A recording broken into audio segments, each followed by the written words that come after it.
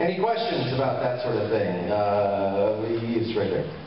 You kind of, when you started off with a really deep and booming voices. How did you break out of your typecast and kind of develop a quote-unquote range? That's a good question. Well, you know, from very early on, I actually got to do a much wider range than you guys may be aware of. It's just that those characters weren't major characters. They called me the cleaner back in the old days, because I was the guy that came in after everything else was recorded, and they had 20 parts left that were maybe 3 lines long or something that maybe didn't even have a name for the character. And I was the guy that came in and did all those voices because they knew I could.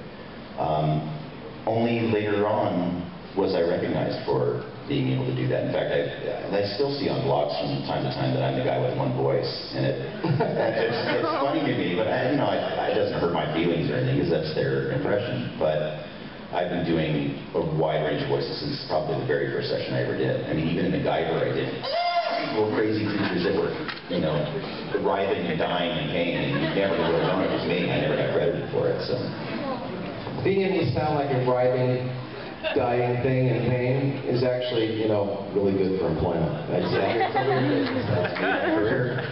Any other questions over here? Yes. Well, first off, I'd like to say the 2 most valuable classes I ever took in acting in general were not acting classes. They were psychology and sociology, nonverbal behavior, nonverbal communication over at OCC. And I was just wondering, have you ever taken any classes like that? So it's saying that the most valuable classes he's taken were psychology and sociology classes in terms of acting, and asking if you'd ever taken a class like that. I'm trying to think. I did go to college about 200 years ago. I don't think I took any. I took one psychology class a long time ago, but I've always kind of studied people anyway. I think I come by that naturally, and I think that any good actor has to be able to do that, has to be able to kind of study someone and be able to break down what that personality type is and how you could flesh that out if you were put in a situation where you had to. So I think I kind of came by that organically. I didn't really study that, but I think that's really valuable advice to do that. So one of the biggest parts of acting is listening and watching, paying attention to what people are doing, how they're behaving, and how accents sound, and how people's bodies move. And even though I'm only doing the voice, I'm envisioning how I would move as that actor. So you've got to bring that vocally to the entire performance without doing the physical. So I think that's a very valuable thing. It's interesting. Never thought about that. That's cool.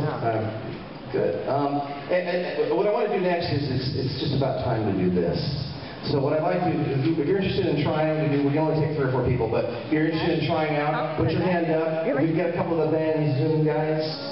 Emily, you guys fan out and grab like 4 people. 2 guys, 2 women, all right?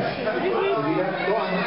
Because I can't see all back here. Emily, take Sarah. Somebody got